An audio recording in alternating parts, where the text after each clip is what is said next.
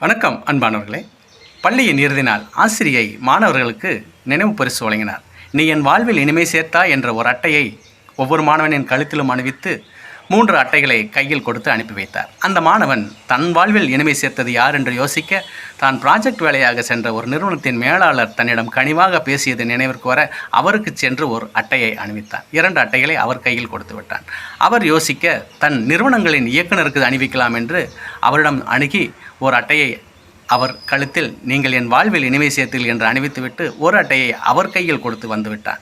நிறுவன மேலாளர் பணியெல்லாம் முடித்து 10 மணிக்கு மேல் வீட்டிற்கு வர, வீட்டின் மாடி அறையில் விளக்கு எரிய அந்த அறைக்கு சென்று சங்கர் சங்கர் என்று கதவை தட்டினார். தன் பெயரை யார் உச்சரிப்பது என்று கதவை திறந்த அந்த மகனுக்கு ஆச்சரியம். வழக்கமில்லாத வழக்கமாக தந்தை நின்று கொண்டிருக்க, தந்தை நீ என் வாழ்வில் இனிமை சேர்த்தாய் என்ற அட்டையை அவன் கழுத்தில் அணிவிக்க, மகனுக்கோ ஆச்சரியம், அதிர்ச்சி, ஆனந்தம். கண்ணீரோடு அப்பா என்று அணைத்து கொண்டான்.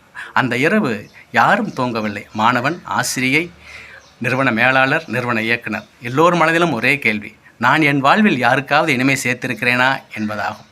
ஆமன்பானர்களே, நாமும் யோசிப்போம், நாம் யார் வாழ்விற்காவது இன்பம் சேர்த்திருக்கிறோமா என்று. நன்றி.